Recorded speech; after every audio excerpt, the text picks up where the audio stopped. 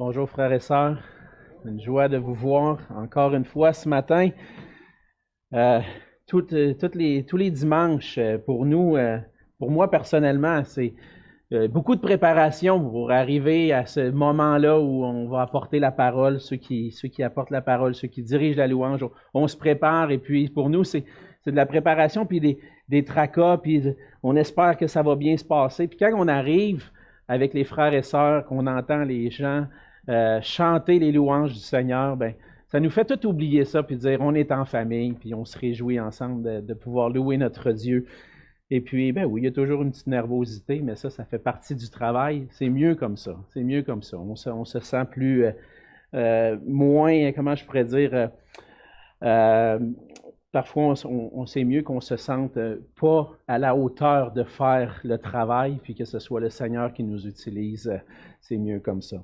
Je voulais simplement vous mentionner, en fait, vous faire part un peu de nouvelles. J'ai pu visiter notre sœur Sylvie Tanguay cette semaine, vendredi, et puis elle venait de terminer une séance, je crois, de physiothérapie, et puis elle me disait les progrès qu'elle est en train de faire. Et puis, vendredi dernier, elle a marché 351 pieds avec la marchette. Et lorsqu'on pense à où elle était au mois de novembre, quand il n'y a plus rien qui fonctionnait, même pas capable de lever la main, ben c'est un beau progrès. Puis j'aimerais ça qu'on puisse la féliciter ensemble, qu'on puisse se dire bravo Sylvie. Hein? Oui! Sylvie est toujours là et fidèle, puis tu le sais, Sylvie, on prie pour toi, puis on se réjouit avec toi de ce que le Seigneur fait. Puis, bon courage, lâche pas. Le Seigneur va te restaurer, il le fait tranquillement, puis on sait qu'il va le faire. Donc, on se réjouit, puis on peut continuer de prier pour elle. Puis, juste avant de lire le passage aussi de ce matin, je voulais vous mentionner que spécialement cette semaine, à partir de demain, je vais prendre une semaine de vacances avec mon épouse. Cette année, on célèbre notre 20e anniversaire de mariage, puis on voulait le souligner avec un petit voyage. Merci. Donc, le 15 juin, ça va être le 15, mais on fait un petit voyage cette semaine. Et puis, notre frère Pierre va être là pour apporter la parole dimanche prochain. Donc, ça va être bon de pouvoir prendre ce temps-là en couple et de pouvoir un petit peu de repos, hein, puis revenir en force, puis continuer le ministère ici. Donc, j'aimerais vous inviter encore une fois ce matin à ouvrir vos Bibles dans l'Évangile de Luc. L'Évangile de Luc au chapitre 19 maintenant. Ce matin, on va terminer ensemble le chapitre 19 en lisant les versets 41 à 48. Donc, dans Luc, chapitre 19, les versets 41 à 48. La parole de Dieu dit ceci. Comme il approchait de la ville, Jésus, en la voyant, pleura sur elle et dit, « Si toi aussi, au moins en ce jour qui t'est donné, tu connaissais les choses qui appartiennent à ta paix. Mais maintenant, elles sont cachées à tes yeux. Il viendra sur toi des jours où tes ennemis t'environneront de tranchées, t'enfermeront et te serreront de toutes parts. Ils te détruiront, toi et tes enfants au milieu de toi, et ils ne laisseront pas en toi pierre sur pierre, parce que tu n'as pas connu le temps où tu as été visité. » Il entra dans le temple et il se mit à chasser ceux qui vendaient, leur disant, « Il est écrit, ma maison sera une maison de prière, mais vous, vous en avez fait une caverne de voleurs. » Il enseignait tous les jours dans le temple, et les principaux sacrificateurs, les scribes et les principaux du peuple cherchaient à le faire périr. Mais ils ne savaient comment s'y prendre, car tout le peuple l'écoutait avec admiration. On va se courber dans un mot de prière. Oui, Seigneur Jésus, comme on l'a chanté ce matin, c'est devant ton trône qu'on veut se tenir prosterné. Seigneur Jésus, tu es le roi de gloire, l'agneau qui a été immolé, qui mérite, qui est digne de recevoir toute la louange et l'honneur. Et Seigneur, c'est ce qu'on veut faire ce matin, continuer de faire, non seulement en parole, mais aussi avec des cœurs qui prennent ce temps, ce moment pour s'arrêter et écouter ta parole, Seigneur Jésus. Et on veut t'honorer, Seigneur, en étant des auditeurs qui écoutent attentivement et on te prie, Seigneur, que tu puisses faire de chacun de nous qu'on puisse être des auditeurs qui cherchent à appliquer tes paroles à nos cœurs. Que par ton esprit, Seigneur, tu puisses nous illuminer pour qu'on puisse les saisir, les comprendre comme toi tu veux qu'on les comprenne et qu'on puisse aussi, Seigneur, les mettre en pratique, obéir, n'étant pas des auditeurs oublieux, Seigneur. On a besoin de toi. Seigneur, ta parole vient nous transformer. Ta parole vient transformer tout ce qu'on peut être naturellement pour qu'on puisse t'honorer et te donner la gloire. Alors fais ton œuvre en nous ce matin, Seigneur, et puisses-tu être avec moi ce matin, avec ma bouche, afin que tout ce que je dis puisse servir à l'édification de ceux qui m'entendent et que ça puisse être clair pour eux. Et qu'ensemble, Seigneur, on puisse avoir ce désir renouvelé de te donner toute la gloire et l'honneur par nos vies. C'est dans le nom précieux de Jésus que je te prie. Amen. Amen. Chaque jour, on va dire chaque semaine, il y a dans nos vies des choses qui nous préoccupent. Si je vous demandais cette semaine, y a-t-il des choses qui vous ont tracassé? Y a-t-il des choses qui vous ont préoccupé, qui ont fait en sorte que vous avez peut-être perdu quelques heures de sommeil ou peut-être quelques heures de temps de paix dans vos cœurs? Vous avez été anxieux peut-être. Il y a toutes sortes de situations, que ce soit avec la famille, avec des relations, au travail, notre santé, nos finances. Il y a toutes sortes de choses dans la vie qui font en sorte qu'on peut ne pas expérimenter pleinement la paix, la tranquillité. Et ce qui est intéressant, c'est de voir que avec tout ce qu'on peut vivre comme préoccupation, comme tracas, comme anxiété dans la semaine, bien, le Seigneur, il connaît chacune de ces situations-là qui nous amènent à cet endroit-là. On peut même dire que le Seigneur, par sa parole, nous dit qu'il a permis ces situations-là pour qu'elles nous arrivent. Puis pour que le Seigneur lui-même puisse être la réponse à nos tracas, à nos soucis. Il sait qu'on a besoin de paix, qu'on ne peut pas être tranquille sans une relation avec lui, une relation personnelle avec lui. Il sait qu'on ne peut pas vivre en paix ou qu'on ne peut pas vivre l'adoration en étant pleinement épanoui si on n'est pas dans cette relation intime avec lui. Et pour notre plus grand bonheur, le Seigneur veut qu'on vive la paix du cœur. Il veut qu'on puisse vivre cette paix-là en étant dans une relation intime, proche de lui. Le Seigneur désire se faire connaître à nous. Il veut qu'on puisse le reconnaître comme celui qui peut calmer nos cœurs et nos pensées, qui peut vraiment nous apporter la paix du cœur. Mais malheureusement, bien souvent, on va rechercher à calmer nos tracas, nos soucis, par nos propres moyens. On va chercher à trouver cette paix-là autrement que dans le Seigneur. Parce qu'on pense bien souvent connaître la solution à nos problèmes, la solution qui va nous apporter la paix. Mais souvent, cette solution-là est en dehors de ce que Dieu veut pour nous. Et dans le passage de ce matin, on arrive dans le récit de Luc, où Jésus va mettre les pieds à Jérusalem. Et puis, alors qu'il s'approche de Jérusalem, Jésus la contemple et la voit. Il sait c'est quoi que son peuple désire. Il sait qu'est-ce que les gens attendent de lui. Ils veulent avoir la paix politique, la paix qui va faire en sorte qu'on va pouvoir honorer Dieu, aimer Dieu, que le royaume de Dieu s'établisse. Mais en réalité, ce que Jésus voit, c'est pas vraiment cette attente-là.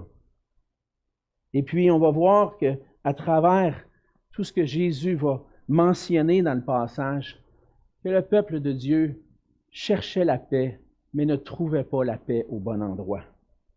Jésus a parcouru la Galilée, Jésus a parcouru la Palestine, il est allé en Samarie, il a exercé son ministère, on a vu ça dans les derniers mois, et là arrive à Jérusalem.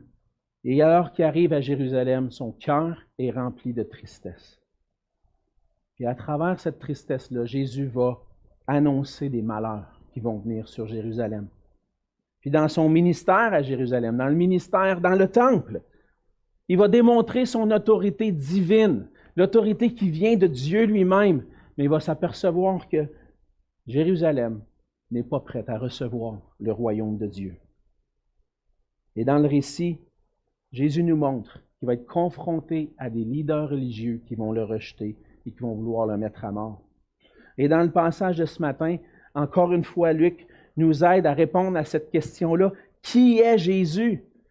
Et on va voir ensemble ce matin que Jésus, c'est le roi rejeté qui apporte la paix et qui restaure notre adoration. C'est ce qu'on voit dans les premiers versets du passage, que Jésus est le roi qui apporte la paix avec Dieu.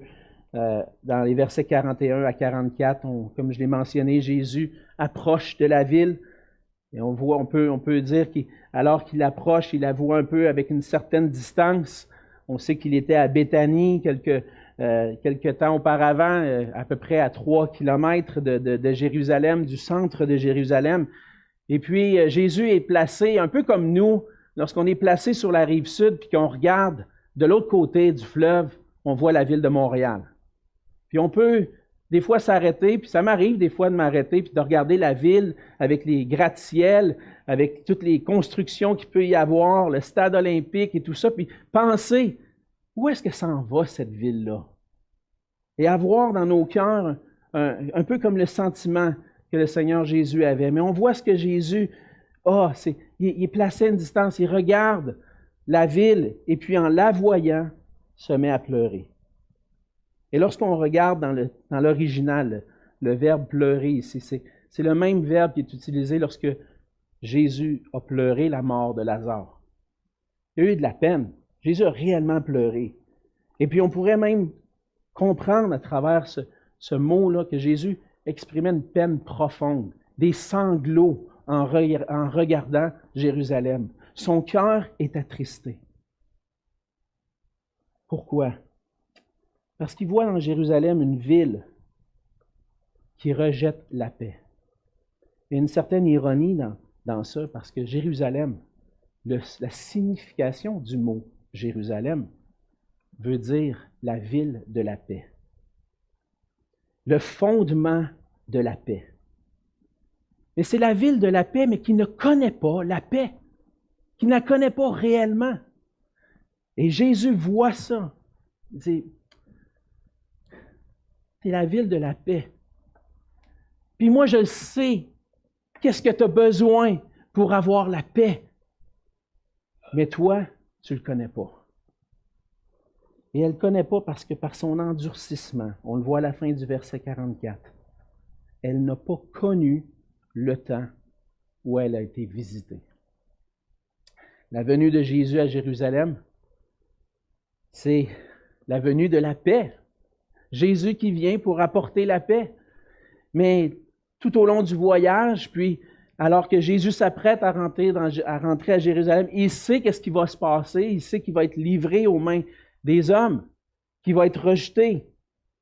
Et puis, est désolé, est attristé de dire, vous n'avez pas reconnu qui je suis. Vous n'avez pas reconnu que c'était moi qui apportais la paix.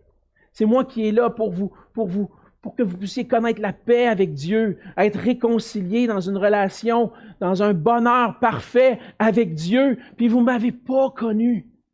Vous n'avez pas connu le temps où vous avez été visité, le jour, le moment de ma venue, vous ne l'avez pas reconnu. Et à cause de ça, Jésus va il va prononcer des mots difficiles à entendre. Des mots difficiles parce qu'il va prononcer un jugement sur la ville. Un jugement pour ne pas avoir reconnu qui est celui qui vient la visiter. Au verset 43, dans le fond, Jésus va dire, « Il viendra sur toi des jours où tes ennemis t'environneront de tranchées, t'enfermeront, te serreront de toutes parts.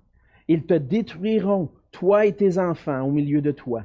Et ils ne laisseront pas en toi pierre sur pierre, parce que tu n'as pas connu le temps où tu as été visité. » Tu aurais dû connaître ce temps-là. Tu aurais dû voir en moi ce Messie qui vient pour apporter la paix, mais tu ne l'as pas connu. Tu m'as rejeté. Et à cause de ça, il va y avoir un jugement qui va venir. Un peu comme la même façon qu'on voit dans l'Ancien Testament.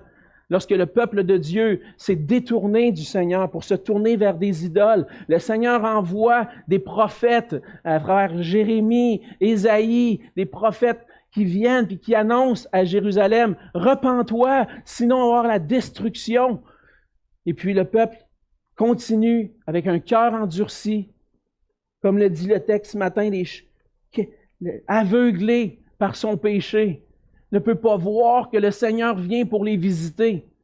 Et puis ils ont été livrés en exil, le royaume du Nord en Assyrie, puis le royaume du Sud à Babylone, Jérusalem renversée, détruit, le temple détruit. Et Jésus vient comme ce prophète qui annonce la paix. Puis Jérusalem, encore une fois, va rejeter celui qui vient au nom du Seigneur. Et à cause de ça, il va y avoir la destruction qui va venir. Cette destruction-là, tous s'entendent, presque tous les commentateurs s'entendent pour dire que c'est arrivé déjà. C'est arrivé en l'an 70. En l'an 70, parce que lorsque Titus, qui allait devenir éventuellement l'empereur de Rome, est entré dans Jérusalem et puis a détruit. Et Jésus annonce comment ça va se passer. Il va y avoir des ennemis qui vont t'environner de tranchées. Il va y avoir un siège de la ville de Jérusalem. Il va y avoir une destruction qui va venir. Toi et tes enfants, au milieu de toi, vont être détruits. Et c'est ce qu'on a vu qui s'est passé dans l'histoire. Le jugement de Dieu est venu sur Jérusalem. Elle a été complètement détruite. Le temple a été détruit et le peuple d'Israël a été dispersé à la suite de cette destruction totale-là. Ceux qui attendaient la restauration politique voient plutôt un renversement total, une destruction totale. Et à cause de ça, Jésus est attristé. Parce que si elle avait connu le temps où elle a été visitée, elle aurait connu la paix. Jésus est attristé par leur cœur endurci. Et Jésus voit les cœurs de chacun. Il connaît tout. Il connaît tout de nous. Il connaît son peuple, mais il nous connaît aussi. Et il sait lorsque nos cœurs sont endurcis envers lui. Puis des fois, on peut, par nos vies, démontrer qu'on marche avec Dieu, qu'on vient à l'Église, on célèbre les louanges du Seigneur, mais en réalité, en cachette, notre cœur n'est pas entièrement consacré au Seigneur. On ne connaît pas réellement cette paix-là avec le Seigneur. On peut être hypocrite devant les hommes, mais il n'y a rien qu'on peut cacher à Jésus. Et Jésus est attristé par nos cœurs endurcis. Lorsque mon cœur n'est pas entier à Jésus-Christ, qui ne connaît pas vraiment la paix avec Jésus, son cœur à lui est attristé. Et lorsqu'on prend le temps de considérer cette tristesse-là, que Jésus pleure même avec des sanglots sur Jérusalem, imaginez, est-ce que des fois Jésus n'est pas en train de pleurer de la même façon sur mon propre cœur? Si Jésus pleure sur les cœurs endurcis, je suis convaincu que bien souvent, il peut être attristé par mon propre cœur. Et lorsqu'on prend le temps de considérer la tristesse de Jésus ce matin, je pense que le Seigneur nous amène dans ce passage-là pour qu'on prenne le temps d'examiner nos propres cœurs. Est-ce qu'on est entièrement soumis à sa parole?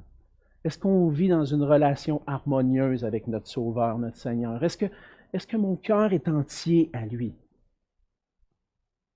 Est-ce que j'ai un cœur qui accueille Jésus comme il le devrait? Comme Jésus est attristé, on devrait être attristé parfois par nos cœurs endurcis, puis venir à lui, dire, Seigneur, je l'admets, mon cœur n'est pas toujours dans une paix harmonieuse avec toi, la relation n'est pas tout le temps aux petits oiseaux avec toi. Je te confesse mon péché. Viens modeler mon cœur pour que je puisse connaître cette paix véritable en toi. Et on voit aussi en Jésus une attitude que nous-mêmes, on devrait adopter parfois et qu'on devrait avoir, d'être attristé par ces cœurs qui rejettent le Seigneur Jésus. On se promène dans la ville, on n'a pas besoin des fois de se promener dans la ville, on a juste besoin de regarder à nos familles. Puis dans nos propres familles, apporter l'Évangile. On a la joie d'apporter l'Évangile, d'enseigner peut-être même comme Pierre l'a mentionné tout à l'heure, à nos enfants. Puis de voir que certains vont rejeter l'Évangile. Quel est mon cœur? Est-ce que ça ne me dérange pas? Ben, regarde, qu'est-ce que tu veux? Il a fait son choix. Hein? Il a choisi qu'il ne marchait pas avec le Seigneur. Puis garde, il arrivera ce qui arrivera. Est-ce que c'est comme ça qu'est votre cœur? Ou plutôt attristé comme le Seigneur Jésus de voir ces gens autour de nous qui périssent sans connaître la paix véritable? En regardant nos familles, en regardant notre ville, notre province, notre pays, on devrait être attristé par l'endurcissement du cœur. Pleurer, prier comme le Seigneur pour qu'il puisse accorder sa grâce. Puis peut-être que ça fait des années que tu pries pour des gens dans ta famille, des gens près de toi. Continue de pleurer, puis de plaider devant Dieu, puis de dire, Seigneur, viens à son secours, viens le sauver. Tu as été attristé, tu es attristé comme moi, fais quelque chose, viens par ta grâce, visite-le pour qu'il puisse reconnaître qui tu es vraiment, celui qui apporte la paix véritable. Parce que Jésus apporte la paix à ceux qui le reçoivent. Mais il apporte le jugement à ceux qui le rejettent. Par sa mort et sa résurrection, Jésus vient pour accomplir notre justice. Il vient pour nous restaurer dans une relation parfaite avec Dieu, pour avoir la paix avec Dieu. Et on l'a chanté tout à l'heure, et ça fait partie de mon message. Dans Jean 3, verset 16, jusqu'au verset 18, le Seigneur dit, « Car Dieu a tant aimé le monde qu'il a donné son Fils unique, afin que quiconque croit en lui ne périsse point, mais qu'il ait la vie éternelle. Dieu, en effet, n'a pas envoyé son Fils dans le monde pour qu'il juge le monde, mais pour que le monde soit sauvé par lui. Celui qui croit en lui n'est point jugé, mais celui qui ne croit pas est déjà jugé, parce qu'il n'a pas cru au nom du Fils unique de Dieu. » Alors, croire en Jésus, en réalité, ce n'est pas une option. Si tu veux goûter la vraie vie, il faut croire en Jésus. Il faut placer ta confiance en lui. Parce que sinon, déjà, le Seigneur prononce ce jugement. Ça va être la perdition éternelle pour ceux qui n'ont pas reçu. Pour ceux qui croient en lui, Jésus apporte la paix avec Dieu. Il vient pour nous réconcilier avec Dieu parce qu'il a accompli pour nous. Alors Jésus pleure sur Jérusalem parce que lui connaît les choses qui appartiennent à sa paix. Puis il connaît les choses qui appartiennent à notre paix. Où est-ce que je vais me tourner quand j'ai besoin de trouver la paix dans mon cœur? Je vais aller à Jésus parce que lui connaît mon cœur. Il sait exactement comment apaiser mon cœur. On voit dans la deuxième partie du passage que Jésus est non seulement le roi qui apporte la paix, mais le roi qui purifie notre adoration. Alors que Jésus arrive à Jérusalem, la première chose que Luc nous raconte, c'est son entrée dans le temple. Il s'en va dans le temple. Et Jésus sait qu'est-ce que c'est le temple. Et on voit la tristesse de Jésus qui continue. Luc ne nous raconte pas exactement les émotions de Jésus, mais il se met à chasser ceux qui vendent dans le temple. Et on peut se placer dans les souliers de Jésus, puis approcher de Jérusalem avec la tristesse, puis approcher de ce lieu saint où Dieu habite, où l'adoration prend place, puis arriver, puis constater le cœur de Jésus, puis dire, mais qu'est-ce qui se passe ici? Des vendeurs dans la cour des gentils, dans le parvis du temple, des vendeurs qui vendent à des prix exorbitants les animaux pour être sacrifiés, du monde qui profite du trafic, de l'adoration pour s'en mettre dans les poches. Qu'est-ce qui se passe ici? Pourquoi l'adoration est plus tournée vers Dieu puis tournée juste vers leur ventre? Et c'est cette émotion-là qui anime Jésus. De voir que, hey, c'est la place d'adoration ici, mais qu'est-ce qui se passe? Gang de voleurs. Vous avez profité de la loi puis de tout ça pour vous remplir les poches. C'était la coutume dans ce temps-là. Les gens voyageaient de loin pour venir à Jérusalem. Ils n'amenaient pas tous leurs troupeaux avec eux autres nécessairement en chemin, puis ils arrivaient au temple et ils disaient, là, je veux offrir une offrande au Seigneur, un sacrifice au Seigneur. Je vais acheter, là, et je vais acheter ça là. Mais c'est un peu comme quand tu vas au stade, dans le temps, tu allais au stade olympique. Mettons, quand tu vas au Centre Bell, hein? Puis tu veux t'acheter un Coke puis un chip pendant une game du Canadien. Hein, tu vas te coûter 20 piastres, cette affaire-là. Ça a-tu du bon sens? Hey, on payait ça 25 cents dans notre temps. Il y en a une couple qui dirait ça, hein?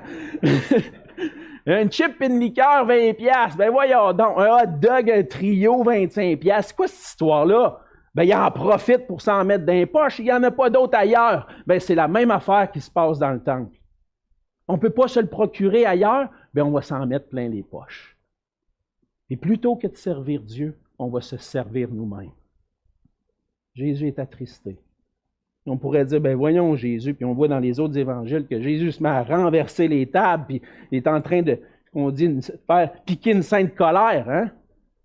Mais lorsqu'on se place dans les souliers de Jésus, le Fils de Dieu, qui mérite toute l'adoration, puis qui avait un système pour pouvoir offrir l'adoration à Dieu, puis que maintenant l'adoration n'est plus tournée vers Dieu, mais tournée vers le nombril, ils n'ont pas compris. Ils n'ont pas compris. Vous avez transformé ma maison de prière, ce que disait le prophète Ésaïe. Vous avez transformé en une caverne de voleurs, ce que dit le prophète Jérémie. Et en réalité, ce qu'on voit, c'est que Jésus est en train, il est là, dans le temple. Il y a les sacrificateurs, il y a les scribes qui sont là, puis qui l'entendent dire. Puis en réalité, le beau doigt de Jésus est tourné vers eux. Vous avez transformé une maison de prière en caverne de voleurs. Et on va comprendre un peu plus la réaction des scribes, des pharisiens, des dirigeants du peuple par la suite. Mais Jésus, à travers ce geste-là, de chasser les vendeurs du temple, est en train de juger ceux qui se servent eux-mêmes plutôt que d'adorer Dieu. S'il y a des gens qui profitaient du culte dans l'Ancienne Alliance, il y a encore aujourd'hui beaucoup qui profitent du culte de la Nouvelle Alliance pour se remplir les poches. Ça ne prend pas beaucoup de temps d'aller se promener sur Facebook ou sur les réseaux sociaux pour voir des églises partout à travers le monde, en Amérique latine, en Afrique, aux États-Unis, puis de plus en plus ici même, des prédicateurs qui annoncent l'Évangile, puis qui annoncent des bénédictions si les gens mettent l'argent dans le sac d'offrande. Mettez-en plus, donnez-le au Seigneur, vous allez voir, le Seigneur va le multiplier. Qu'est-ce qu'ils attendent, les gens? Ils donnent pour adorer Dieu ou pour se servir eux-mêmes? Déforment l'Évangile. Puis à la fin, c'est qui s'en met dans les poches? Ben, c'est le pasteur. Ah, donne un petit peu plus au Seigneur. Peut-être qu'en donnant plus, il va être guéri. Ça s'est passé pas juste aujourd'hui avec l'Évangile de prospérité, mais dans l'histoire de l'Église catholique aussi, on peut le voir. Donne-en un petit peu plus. Peut-être qu'il va y avoir une couple d'âmes qui vont sortir du purgatoire, puis peut-être tu vas passer moins de temps là, toi aussi. Mais c'est une réalité, frères et sœurs. Puis loin de moi la pensée d'en avoir plus dans mes poches, ou que l'Église soit plus riche. Notre cœur doit être tourné vers l'adoration à notre Dieu. On est ici, le temple de Dieu, parce qu'on est ensemble. Le Saint-Esprit habite au milieu de nous. Puis on n'est pas ici pour se rendre riche. On est ici pour proclamer l'Évangile, puis donner la gloire à Dieu qui nous a accompli pour nous. Et le Seigneur veut transformer notre adoration. Parce que c'est en danger pour tous ceux qui servent, pas juste pour les pasteurs, mais pour tous ceux qui servent, de venir à l'Église puis de servir dans le but de se valoriser un petit peu. Hein? C'est peut-être pas de l'argent, mais je gagne du crédit, de valorisation. Hey, on me dit merci un matin pour le travail que j'ai fait. Ah, les gens aiment ça quand je sers. Pour qui tu le fais? Si tu le fais pour le Seigneur, tu peux te réjouir, dire « Hey, le Seigneur est glorifié. » Puis ça va arriver. Oui, je suis à la porte, je vous salue parce que je veux vous saluer. Puis des fois, je dis « Merci pour ce matin, pasteur, pour le message. » Gloire à Dieu. Gloire à Dieu. Parce que je suis juste un outil entre ses mains. Je suis rien d'autre que ça. Puis j'ai la joie de savoir que le Seigneur touche vos cœurs. Fait que la ligne est mince des fois entre est-ce que ça me valorise ou est-ce que je suis en train de bénir le Seigneur vraiment? Puis on a tous, dans nos cœurs, vous le savez, cette ligne-là que des fois, de quel bord je suis exactement? Et j'ai besoin de me présenter devant Dieu. Seigneur, purifie mon cœur. Purifie-moi pour que mon adoration ne soit pas tournée vers moi, mais vers toi seul. Que toi, tu puisses recevoir la gloire. Qu'on puisse, dans cette maison, dans le temple de Dieu, avec les chrétiens rassemblés, pas être les gens qui usurpent la gloire de Dieu pour eux-mêmes, mais qui la donnent à celui qui la mérite, qui en est digne. Alors Jésus vient, est attristé par Jérusalem, qui ne trouve pas la paix, est attristé par Jérusalem parce que l'adoration est tout croche. On a transformé cet endroit-là dans une caverne de voleurs. Mais Jésus va accomplir à travers tout ça notre salut. Et c'est ce qu'on voit dans les versets 47, 48 et ce qui va venir dans la suite. Jésus enseigne dans le temple, enseigne le royaume de Dieu avec autorité, puis les gens l'écoutent avec admiration, sont comme, il y a quelque chose de spécial avec cet enseignant-là. Il n'enseigne pas comme les autres. Mais ça ne fait pas plaisir à ceux qui sont là, les scribes, les pharisiens, les principaux sacrificateurs, et même là, on va un peu plus loin, les principaux du peuple, ce n'est pas juste les dirigeants religieux, mais les dirigeants politiques aussi, qui sont au milieu du peuple, qui commencent à se dire, ce gars-là, là, s'il continue, là, on ne pourra plus s'en mettre plein les poches. Il va falloir trouver un moyen de s'en débarrasser. Mais tout ça est prévu. Tout ça est prévu. Ce n'est pas une surprise. Ça ne fait pas l'affaire des dirigeants du peuple de voir Jésus enseigner, mais à travers ce récit-là, Luc introduit, présente ce qui va se passer dans la suite, parce que les prochains chapitres, ça va être cette confrontation-là entre Jésus et les chefs religieux. Les chefs n'en veulent pas de Jésus. Ils veulent le faire mourir et ça va mener éventuellement à sa crucifixion. Mais c'est pour ça que Jésus est venu. Parce que Jésus est venu pour chercher et sauver ce qui était perdu. Puis ça passe par la croix. Jésus est venu donner sa vie. Puis on peut voir à travers le rejet de Jésus par les hommes, le plan de Dieu s'accomplir. Et c'est ce que Luc va nous dire un peu plus loin dans Actes, au chapitre 4, les versets 27 à 28.